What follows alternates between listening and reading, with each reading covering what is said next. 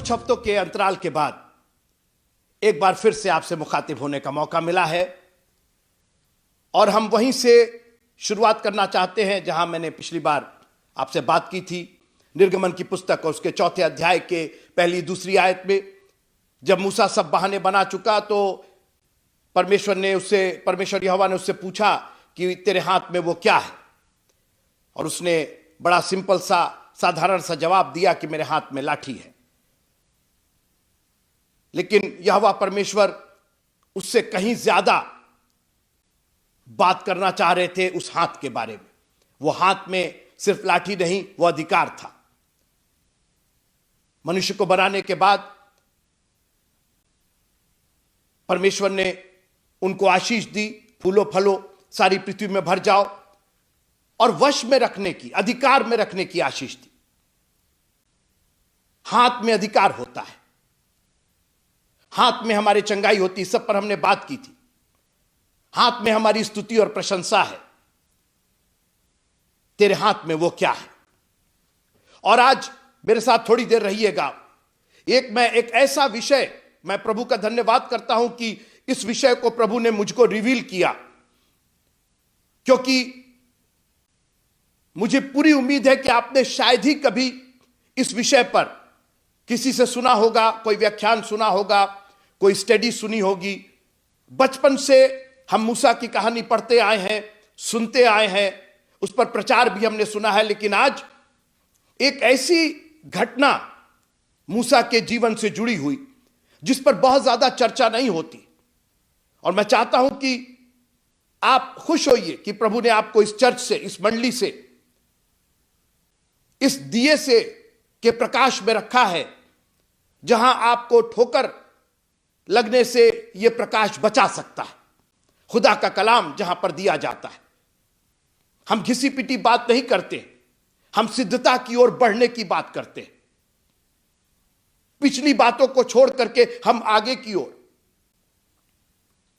और आज मैं इसी विषय पर आपसे बात करना चाहता हूं, जो निर्गमन की पुस्तक उसके 4थे अध्याय की 24वीं आयत में है। Exodus chapter 4 and verse number 24। आइए मैं पढ़ता हूं इसको, ध्यान से सुनिए। और ऐसा हुआ कि मार्ग पर सराय में यहोवा ने मूसा से भेंट करके उसे मार डालना चाहा। फिर से मैं पढ़ता हूं। और ऐसा हुआ कि मार्ग पर सराय में यहोवा ने मूसा से भेंट करके उसे मार डालना चाहा। मित्रों, कभी आपने इस बात पर गौर किया है कि यह बीच में कहां से आ गया? यहोवा मूसा से भेंट करने के लिए सराय में, और वहां यहोवा परमेश्वर मूसा को मार डालना चाहता है। ये कुछ आपको कुछ समझ में आ रहा कि यह अभी, मैं इसके पहले की थोड़ी सी घटना बता रहा हूं कि परमेश्वर ने कन्विंस किया मूसा को कि तुमको जाना है, और मूसा भी कन्विंस हो गया कि ठीक है, हारून को लेकर के हम जाते हैं, फिरौन का सामना करते हैं, और एक बहुत बड़ी योजना, एक बहुत बड़ी जिम्मेदारी, लाखों इस्राएली जो तड़प रहे थे, 430 साल हो चुके थे मित्रों। Now it was time for them to be release from the hands of Pharaoh. यह वक्त आ गया था कि वो स्वतंत्रता एंजॉय कर सके। एक बहुत बड़ी जिम्मेदारी, एक बहुत बड़ा बोझ मूसा को परमेश्वर ने दिया, और सारी बात कह दी कि मैं तेरे साथ रहूंगा। वो लाठी जो है वो उसको उसका चिन्ह दिखाना, वो सब आप 4थे अध्याय के बाकी आयतों में पढ़िएगा। और अब मूसा तैयार हो गया,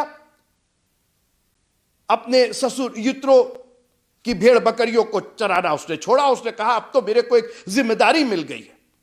और इसमें अपने आप को देखिएगा मित्रों, कहीं ना कहीं हमें भी एक जिम्मेदारी दी गई है। जाओ और सारी जाति के लोगों को चेला बनाओ। किसी पास्टर प्रीचर को नहीं, वो तो चर्च में दिए गए हैं, मंडली में दिए गए हैं, वो 5 जो ऑफिसेज हैं। लेकिन हम सबको गवाह बना करके, हम सबको सुसमाचार दे करके, हम सबको पवित्र आत्मा की सामर्थ दे करके जगत के छोर तक गवाह बनाया उसने। एक बहुत बड़ी जिम्मेदारी। अब ये भेड़ बकरी, अब ये सब जमीनी काम करने का समय नहीं है। अब परमेश्वर की उस प्रतिज्ञा को पूरा करने का समय है। अब छुटकारे का समय निकट आ रहा है। जब से हमने विश्वास किया, अब वो समय निकट आ गया है मित्र। और मूसा उसी छुटकारे के संदेश को लेकर के चल पड़ा अपनी यात्रा पर। मगर मित्रों, आपके शुरुआत और आपके पहुंचने में बीच में एक यात्रा है, और वो यात्रा अगर सही तरीके से पूरी ना की जाए तो आपकी मंजिल आपसे हमेशा दूर हो जाएगी। मूसा सराय में पहुंचता है अपनी पत्नी सिपोरा और अपने बच्चों के साथ, और एक मिशन पर निकला है, एक जिम्मेदारी लेकर के। एक लक्ष्य है उसके पास, इस्राएलियों को छुड़ा करके और कनान देश में पहुंचाना है। मित्रों, आप मामूली मत समझिए इसको।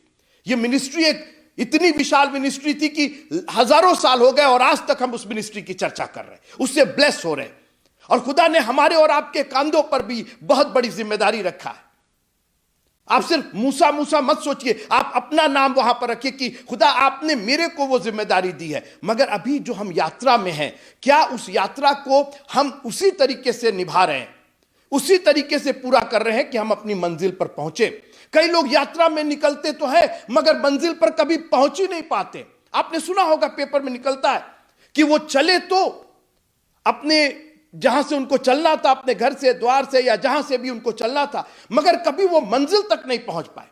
अगर प्रदेश में बाहर रहते, किसी दूसरे शहर में रहते, वो चले तो घर के लिए मगर पहुंच नहीं पाए। यात्रा में कुछ हो गया। और मैं आपको आज चैलेंज करना चाहता हूं, ये जो जिंदगी की यात्रा है, इसको आप बहुत हल्के में मत लीजिएगा। यह बहुत गंभीर यात्रा है। यह सिर्फ सुबह उठ करके और एक बढ़िया कप चाय पी करके और ब्रश करके और तैयार हो करके और गाड़ी में बैठ करके काम पर जाने की यात्रा नहीं है मित्रों। एक बहुत बड़ी जिम्मेदारी है। मूसा सिर्फ पर्यटन के लिए मिस्र नहीं जा रहा था, वो सिर्फ वहां विजिट करने नहीं जा रहा था। He was loaded with the promise of God. परमेश्वर की प्रतिज्ञा, परमेश्वर के दिए गए कार्य भार से वो लदा हुआ था, मैं यूं कहूं। उसका जुआ, परमेश्वर का जुआ उसके ऊपर था, हल्का जुआ, क्योंकि परमेश्वर साथ है ना। लेकिन एक मिशन की तरफ जा रहा था। वो कोई भी गलती नहीं कर सकता था। वो हल पर हाथ रख करके पीछे नहीं देख सकता था। मगर कुछ हुआ कि मूसा को यहोवा मार डालना चाहता था। और मैं इसी पर थोड़ा सा खुलासा करना चाहूंगा, क्योंकि मुझे पूरा यकीन है, कम से कम मैंने तो अपनी जिंदगी में कभी इस पर कोई व्याख्यान नहीं सुना, कोई उस पर स्टडी नहीं सुनी कि यह बीच में कहां से आ गया। अरे हम लोग सोचते कि परमेश्वर ने मूसा को चुना और उसने वो गया और फिरौन को जा करके उसने, सब ठीक है। लेकिन बीच में कुछ हुआ, और वो ये हुआ कि परमेश्वर मूसा को मार डालना चाहता था।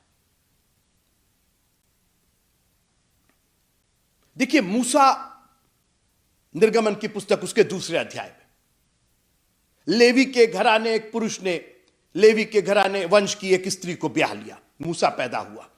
यह इब्रानी था, यह इस्राएली था, यहूदी था, अब्राहम की संतान था। फिर से सुनिए आप, हम उत्पत्ति किताब में देख चुके हैं अब्राहम कौन था, उसकी संतानें कौन थी, उसकी आशीषें क्या थी, उसको इंस्ट्रक्शन क्या दिया गया था। अभी आप मेरे साथ रहिए।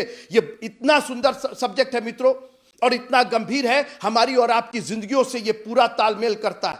और अगर आपने इसको मिस कर दिया तो कहीं ऐसा ना हो कि जब मूसा को यहोवा परमेश्वर मार डालने के लिए सराय में आ सकता है, तो हम और आप तो किसी बिसात के नहीं। अगर आप केयरफुली यात्रा नहीं किए मित्रों, आप कितने भी एक्सपर्ट ड्राइवर हो, अगर आप स्टीयरिंग पर हाथ रखे हैं और गाड़ी चला रहे हैं और हैंडल पर मोटरसाइकिल चला रहे हैं, पीछे देख कर मैं बहुत एक्सपर्ट हूं, मैं पीछे देख करके मुझको मेरे घर का रास्ता मालूम है, मत करिए ऐसा। क्योंकि दुर्घटना आपका स्टेटस नहीं देखती, आपकी उम्र नहीं देखती, आपका रंग रूप नहीं देखती। दुर्घटना सावधानी देखती है। और यहां पर सावधानी हटी थी और दुर्घटना होने जा रही थी। मैंने कहा मूसा इब्री था, मगर उसके साथ एक प्रॉब्लम यह थी कि वो पाला पोसा मिस्रियों जैसा गया था। फिरौन की बेटी उसको दरबार में ले गई थी। हां, उसका पालन पोषण उसकी मां ने जरूर किया था, और मां ने बहुत कुछ सिखाया होगा, मगर बाहरी रूप से उसको मिस्री ही दिखना था, उसको मिस्री ही बोलना था, उसकी मेंटेलिटी, उसकी सोच मिस्री ही होनी थी, नहीं तो वो राजमहल में रह नहीं पाता। अभी सुनते रहिए आप मेरी बात। मार्ग में, सराय में यहोवा ने मूसा को मार डालना चाहा। क्या हो क्या गया? क्या गलती हो गई मूसा से? कहीं ऐसा कुछ? और मित्रों, सिर्फ 3 पदों में पूरी घटना का वर्णन, इतनी बड़ी घटना। यहोवा ने मूसा को भेजा है मिस्र, और यहां खुद यहोवा मूसा को मार डालना चाहता है। आप इमेजिन कर सकते हैं ये मिस्रियों के समान पाला पोसा गया था, और इसकी बहुत सी आदतें, बहुत से इसके जीवन के जो पहलू थे वो मिस्री थे, हिब्रू नहीं थे, जबकि ये पैदाइशी हिब्रू था। वंश खून इब्राहिम का था, और उस मिस्रीपन को मेंटेन करने के लिए ये एक बात में चूक किया था, और वो बात पाई जाती है उत्पत्ति की पुस्तक उसके 17वें अध्याय की 13वीं आयत में। Genesis chapter 17 and verse number 13। एक इंस्ट्रक्शन दिया था, आशीष नहीं थी, सिर्फ एक नियम, कायदा, कानून, एक वाचा बांधी थी। और खबरदार, परमेश्वर की वाचा का सामना मत कीजिएगा। वो वाचा का मतलब जो उसने कहा है वो तो आपको करना ही है। सुनिए, जो तेरे घर में उत्पन्न हो, अब्राहम से ये आशीष नहीं, ये इंस्ट्रक्शन है, निर्देश दिया जा रहा है, ये तुझे करना है। इसमें इफ एंड बट नहीं चलेगा। और बाइबल की बहुत सी बातें इफ एंड बट पर नहीं है। प्रभु ने कहा है, परमेश्वर ने कहा है, तो वो आपको करना है तो करना है। वन वे है ये। जो तेरे घर में उत्पन्न हो अथवा तेरे रुपए से मोल लिया जाए, उसका खतना अवश्य ही किया जाए। खतने की विधि, नियम, वाचा तय कर दिया था, किया जाए। देख लेना, सोच लेना, अगर मन में आए, सब ठीक रहे तो 14वां पद, उत्पत्ति की पुस्तक 17वां अध्याय 14वां पद, Genesis chapter 17 and verse number 14। जो पुरुष खतना रहित रहे, अर्थात जिसकी खलड़ी का खतना ना हो, वो प्राणी अपने लोगों में से नाश किया जाएगा। और मूसा इसी बात में चूक गया था, क्योंकि वो फिरौन के दरबार में मिस्रियों के समान रहना था, और मिस्रियों में खतना नहीं होता था। तो उसका कैसे खतना? अरे इसका खतना कैसे कर रहे हो? अरे ये तो। आज मित्रों, मां बाप प्रभु के सेवक है, प्रभु के भक्त हैं। मां बाप ने बहुत कुछ सिखाया, बचाया, लेकिन बच्चे तो मिस्र में रह रहे हैं ना, बच्चे तो संसार में रह रहे हैं ना, स्कूलों में जाते हैं, उनके अन्य जाति मित्र होते हैं, और धीरे धीरे वो ढलते जाते हैं। मम्मी सुबह दुआ करना जरूरी है, शाम को दुआ करना जरूरी है, बपतिस्मा लेना जरूरी है। अरे वो तो नहीं लेते और वो तो नहीं लेते, और आज संडे को चर्च जाना जरूरी है, आज तो मेरे फ्रेंड का बर्थडे है और उसने कहा कि तुम मेरे बेस्ट फ्रेंड हो, सुबह से ही आ जाना और दिन भर मेरे पास। मित्रों, वो पाला पोसा फिरौन के महल में गया था। उसका अधिकार, फिरौन का और उस महल का अधिकार हो गया था। कैसे बचाएंगे अपने बच्चों को? कैसे बचाएंगे? बहुत अच्छी बात, मिस्र में तुम्हारा खतना नहीं हुआ, लेकिन जब तुम मिद्यान के जंगल में आए और जब तुम यित्रो जो याजक था उसकी बेटी से तुमने विवाह किया, अब तो तुम हिब्रू हो गए हो, अब तो इब्री हो गए, अब तो स्वतंत्र हो गए हो। इस गुलामी में, इस गुमनामी में, मैंने बात की थी, इस गुमनामी में, इस डिस्ट्रेस में रहने के बावजूद तुम्हारे पास स्वतंत्रता थी, तुम्हारे पास आजादी थी। कोई नहीं बोलता कि अरे ये नियम कायदा कानून तो इब्रियों का है, कोई तुमको पहचान नहीं आता। अच्छा तुम इब्री हो क्या? अरे तुम क्रिश्चियन हो क्या? अरे तुम मसीही हो क्या? कई बार परमेश्वर हमें हमारे कंफर्ट से निकाल करके हमारे बच्चों को नहीं आगे बढ़ने देता, सफल नहीं होने देता, ताकि संसार के सदृश वो ना बने। मनुष्य सारे जगत को प्राप्त करे, मेरा बेटा सारे जगत को प्राप्त करे, अपने प्राण का जोखिम उठाए तो उसे क्या फायदा होगा? I would rather see him not making anything in this world, not progressing in this world, not flourishing in this world, but I want to see him making his life all the way to the eternal life. मैं चाहूंगा कि मेरा बेटा इस दुनिया में सफल हो या ना हो, लेकिन एक दिन वो खुदा के पास उस जगह पर जाए जो उसने उसके लिए तैयार की है। मूसा से चूक हो गई।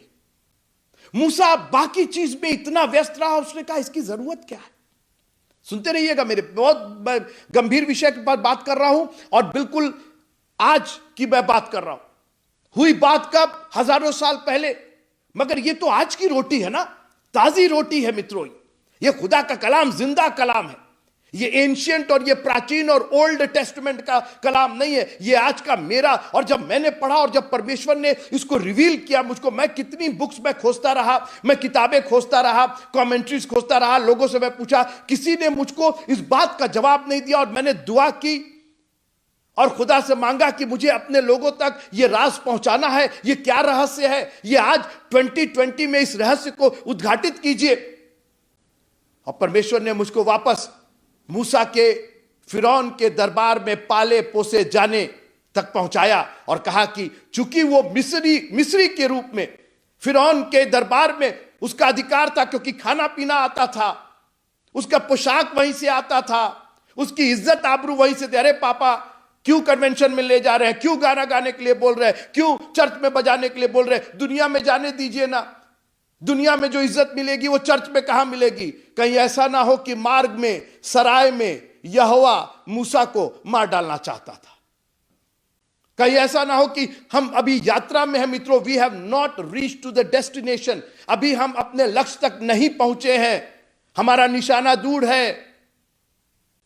और कहीं हम परमेश्वर की वाचा को इग्नोर करके, उसके वचन की अवहेलना करके, अरे खुदा का कलाम है, रे पादी साहब, अरे कुछ बोलते रहते, क्या कर। मित्रों, ये मौत और जिंदगी का सवाल है।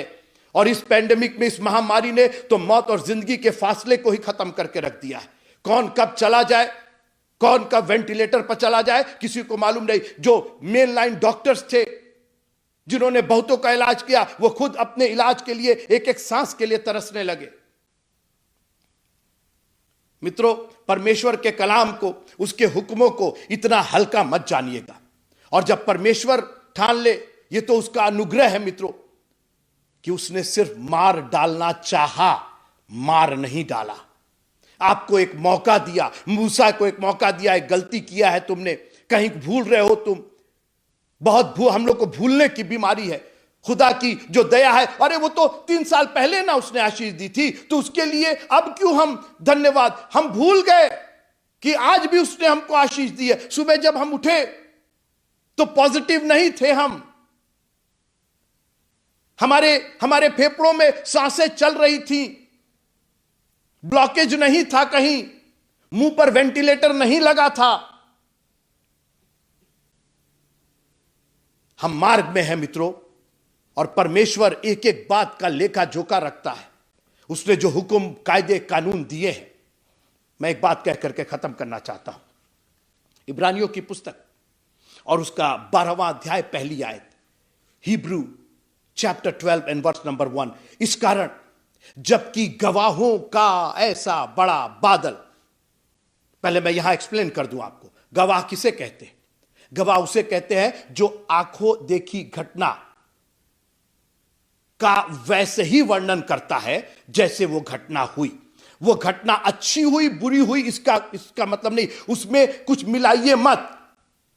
आप उसको अच्छा बनाने की कोशिश मत कीजिए। आप गवाह हैं तो वही बात कहिए जो आपने देखा है, उसको ठीक करने की कोशिश मत कीजिए। अगर आपने हत्या होते हुए देखा है, चोरी होते हुए देखा है, तो वैसे ही बताइए कि हां उसने हत्या की है, उसने चोरी किया है, उतना ही बताइए जो आपने देखा है। और परमेश्वर के कलाम का कितना सुंदर वर्णन की गवाही देखिए। मूसा जैसे प्रॉफिट, उसके जैसे नबी, उसके जैसे कॉल्ड पर्सन, अभिषिक्त, नम्र और दीन, उसकी भी कमी को गवाही के रूप में प्रस्तुत किया जा रहा है। खुदा का कलाम, और मूसा ने ही लिखा है, मूसा ने अपनी ही कमजोरी को दर्ज किया। यही हमारे प्रभु के पुस्तक की खूबी है कि ये इसमें बटरिंग नहीं होती है, सब चीज शुगर कोटेड नहीं है, सब चीज मीठी मीठी नहीं है, क्योंकि हमें गवाह चाहिए ताकि हम इन गवाहों के द्वारा जो हमें घेरे हुए हैं, बादल सरीखे घेरे हुए, चारों ओर से घेरे हुए, उत्पत्ति निर्गमन की पुस्तक से लेकर के घेरे हुए हैं। आगे सुनिए, बादल हमको घेरे हुए, तो आओ हर एक रोकने वाली वस्तु और उलझाने वाले पाप को दूर करके। मैं दो बात कहना चाहता हूं, रोकने वाली वस्तु और उलझाने वाला पाप। यह रोकने वाली वस्तु क्या है? पहले वस्तु की बात करते हैं। वस्तु की परिभाषा है जो चीज छुई जा सकती है, जो चीज देखी जा सकती है, जो चीज सूंघी जा सकती है, जो चीज चखी जा सकती है, यह वस्तु में आता है। ठोस तरल पदार्थ यह वस्तु में आता है। और आज ये हमारे एक्सटर्नल लाइफ का, सांसारिक जीवन का, जो हम शरीर में जीते हैं, ये बिना वस्तुओं के हम लोग नहीं जी सकते। लेकिन कहीं ऐसा तो नहीं है कि कुछ वस्तुएं हमारे लिए, हमारे मार्ग में रुकावट पैदा कर रही। वस्तुओं से परेशानी नहीं है, वो वस्तुएं जो रुकावट पैदा कर रही, और इसलिए हर एक रोकने वाली वस्तु, हर एक वो वस्तु नहीं जो आपके फायदे की, जो आपको हेल्प कर रही है आगे जाने के लिए। आपने गाड़ी खरीदी, कार खरीदी, टू व्हीलर खरीदा, आपने इस उत्साह से खरीदा कि ये हो जाएगा तो पूरा परिवार चल जाएगा। ये रोकने वाली नहीं, ये तो आगे बढ़ाने वाली। लेकिन कहीं उसी गाड़ी का इस्तेमाल, संडे को पिकनिक पर जा रहे हैं, अरे संडे को तो यहां जा रहे हैं, अब तो गाड़ी हो गई, चलो सब लोग चलो, चर्च बाद में देखा जाएगा, 2-3 संडे नहीं जाएंगे। ये रोकने वाली वस्तु है मित्रों, हर एक रोकने। और जब भी रोकने वाली वस्तु आपको रोकेगी, आप अपनी मंजिल से दूर हो जाएंगे। मार्ग में परमेश्वर उसको मार डालना चाहता था, मंजिल तो छोड़ ही दीजिए, अगर उसने परमेश्वर की वाचा को वहीं पर पूरा नहीं किया होता। आप आगे की 3 लाइनें पढ़िएगा, 3 आयतें। मूसा ने वहीं पर, उसकी वाइफ ने वहीं पर उसका खतना किया। कुछ लोगों का कहना है कि उसके बेटे का खतना था, कुछ का कहना है कि वो जिसका भी था, जो भी था, एक वाचा तोड़ी गई थी। और जब परमेश्वर ने एक मौका दिया, मार डालना चाहा, मारा नहीं। आगे लिखा हुआ कि उसने छोड़ दिया। जब वो वाचा पूरी हो गई, जब वो वादा पूरा हो गया, जब आपके द्वारा किया जाने वाला काम हो गया, उठ और अपनी खाट उठाकर चल, मैंने तो बोल दिया, अब तुम चलोगे तो तुम्हारी चंगाई है। तुम्हारी चंगाई मेरे बोलने में नहीं, तुम्हारी चंगाई उसको पूरा करने में है। अगर तुम लेटे रहोगे तो पड़े रहोगे वहीं पर। और आज परमेश्वर पिता ने इतनी बरकतें दी हैं, मगर हमने उसको कभी चाहा ही नहीं, हमने कभी लिया ही नहीं उसको। जा, फिर पाप मत करना, जा तू भी ऐसा ही कर। ये रोकने वाली वस्तुएं और उलझाने वाले पाप। बाइबल में दर्जनों ऐसे उदाहरण हैं मित्रों, जहां पर उलझ करके रह गया आदमी और मंजिल तक कभी पहुंच नहीं पाया। उतावली करके अपने सेल्फ कॉन्फिडेंस इतना हो गया कि वो ईगो बन गया, वो घमंड हो गया। कुड़कुड़ाना, बड़बड़ाना, ये उलझाने वाले पाप है। हनन्याह और सफीरा के बारे में आप जानते हैं, केवल उलझाने वाला पाप था मित्र। पूछा, कहा कि वो संपत्ति तो तुम्हारी थी, वो तुम्हारे वश में थी, जब बेच दिया उसका धन भी। ये शैतान ने कहां से, तुमने मनुष्य के खिलाफ नहीं परमेश्वर के खिलाफ झूठ बोला। केवल एक लाइन में बोल देते कि सर हमने ज्यादा खरीदी थी, कुछ रख लिए अपने। अब नहीं, इतने ही में खरीदे थे अब। और आप हनन्याह सफोरा को भी लेके चले गए, सिपोरा को भी लेके चले गए। मैं नहीं जानता हूं मित्रों, हमारी और आपकी जिंदगियों में कौन से रोकने वाले और कौन से उलझाने वाले। इतना शूरवीर था। मैं शिमशोन की बात कर रहा हूं। एक दलीला नाम की स्त्री के प्यार में, उसके मोहब्बत, उसकी चाहत में, प्यार मोहब्बत तो क्या ही था, ऐसा उलझ गया।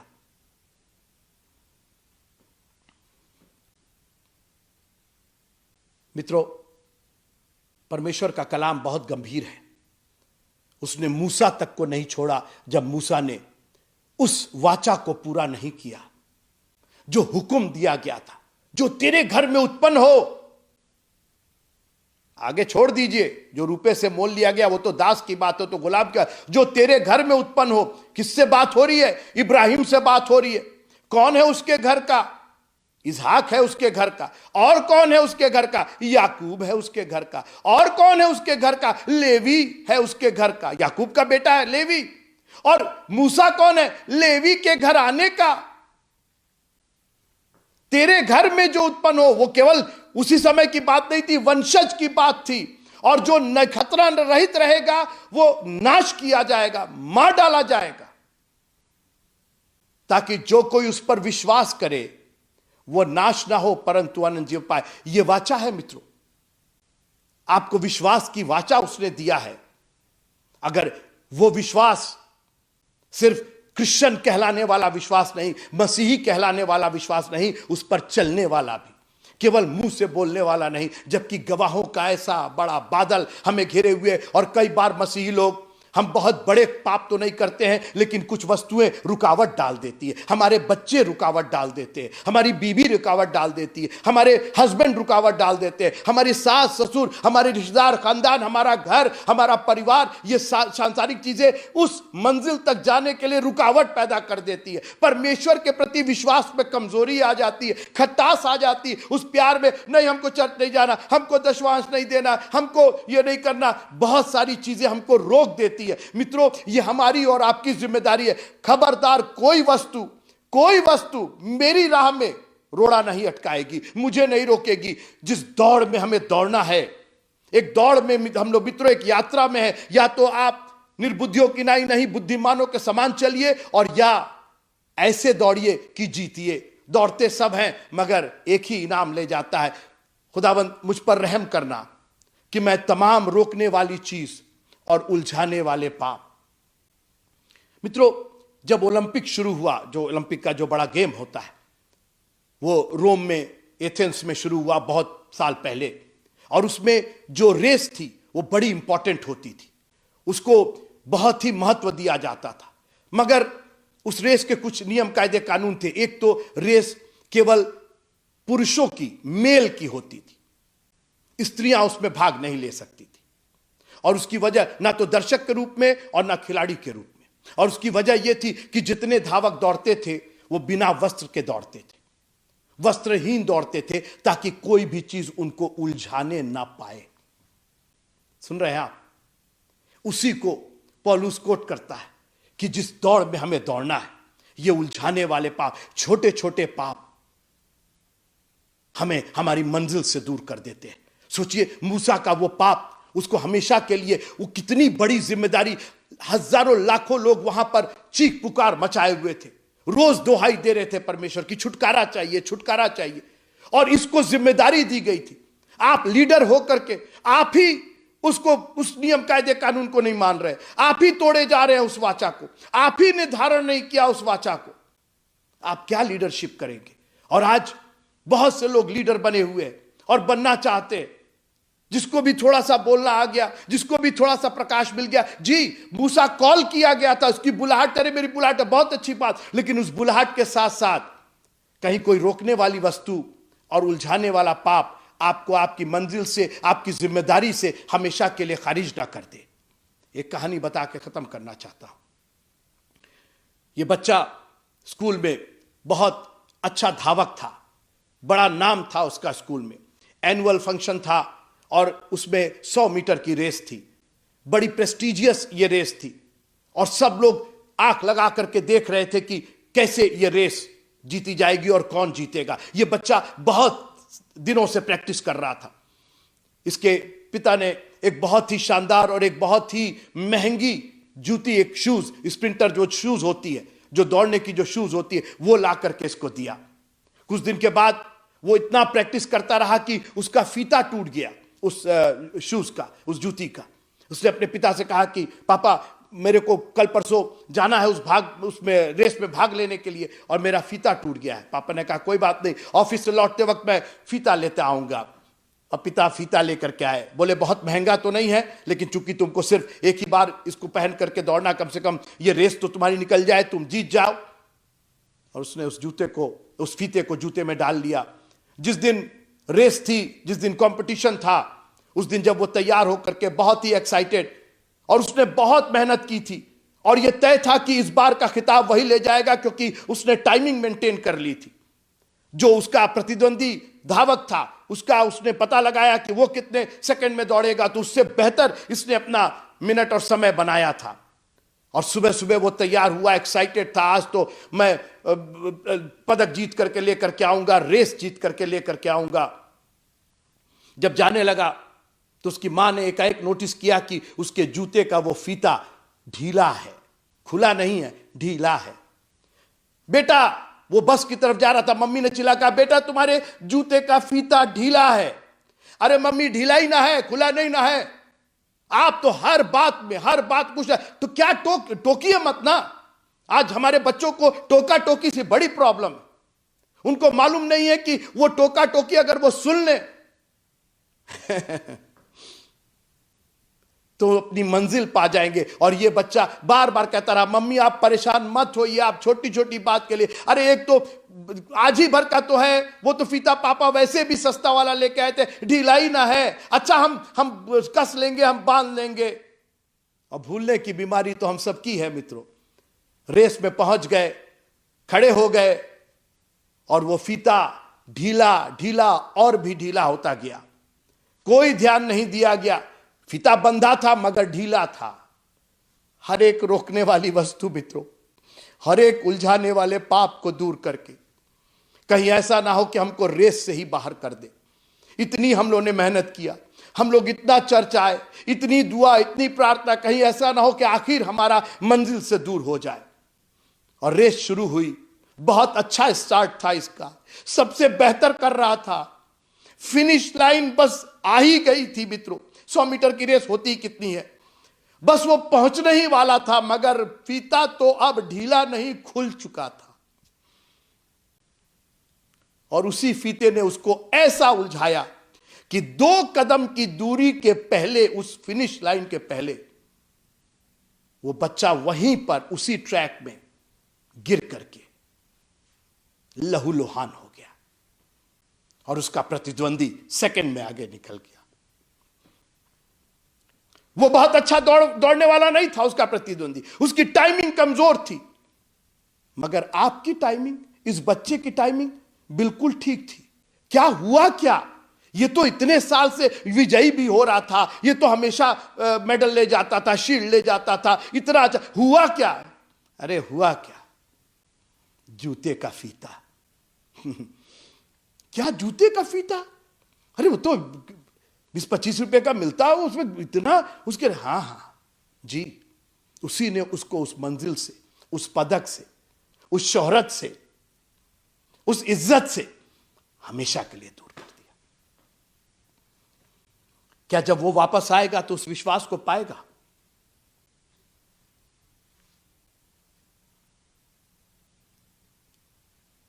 और ऐसा हुआ कि मार्ग पर सराय में यहोवा ने मूसा से भेंट करके उसे मार डालना चाहा।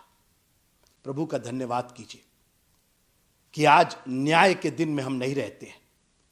हम इस व्यवस्था से बंधे हुए नहीं हैं। आज हम अनुग्रह के युग में रहते हैं।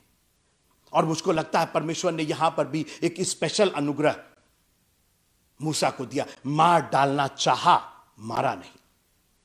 संभल जाओ, अभी भी वाचा पूरी कर लो। और उसकी वाइफ को समझ में आया, खलरी काट करके तुरंत उसने फेंका और कहा तू लहू बहाने वाला पति है, और परमेश्वर ने उसको छोड़ दिया, जिंदगी दे दी। आज वो दिन है मित्रों। मैं नहीं जानता हूं कि आपका कौन सा पाप है, आपको कौन सी वस्तु उलझाई जा रही है, कौन सी वस्तु रोक रही है। ये आपके और उस वस्तु और उस पाप के बीच की बात है, और डिसीजन आप ही लेंगे। वो जूते का फीता कोई और भीड़ में से इतने दर्शक थे, कोई आकर के नहीं बांधेगा, आपको ही बांधना पड़ेगा। आपका पैर है, आपका जूता है और आपका फीता है, और आपको बांधना भी आता है। यह आपकी जिम्मेदारी है। आओ, हर एक उलझाने वाली वस्तु, हर एक रोकने वाली वस्तु और उलझाने वाले पाप को दूर करके जिस दौड़ में हमें दौड़ना है, बड़े धीरज के साथ दौड़े। बहुत से लोग बाइबल में उतावली करके उन्होंने हमेशा के लिए अपना इनाम खो दिया। प्रभु हमें बुद्धि और ज्ञान दे, सद्बुद्धि दे। मित्रों, इस यात्रा को मामूली मत समझिएगा। जीवन की जो यात्रा है ना, ये हमारे हाथ में है, और बहुत बार हम बेवकूफी का काम करके, मूर्खता का काम करके, छोटी छोटी बातें हमें मंजिल से दूर कर देती। प्रभु में बने रहिए, उसके हुक्मों को अक्षरता पालन कीजिए। कड़ी जो है ना, जो जंजीर होती है, एक भी कड़ी अगर कमजोर होती है, पूरी जंजीर कमजोर हो जाती है। कई बार एक धनी आदमी यीशु मसीह के पास आया, मैं सब कुछ मानता आया हूं, एक बात की कमी। कहीं ऐसा तो नहीं है कि वो एक ही वस्तु ऐसा रोड़ा अटका दे रही है, ऐसा मंजिल से हमें दूर कर दे रही है। प्रभु आप सबको बहुत बहुत आशीष दे, उस उलझाने वाले पाप और रोकने वाली वस्तु से आपको दूर रखे। जय मसीह।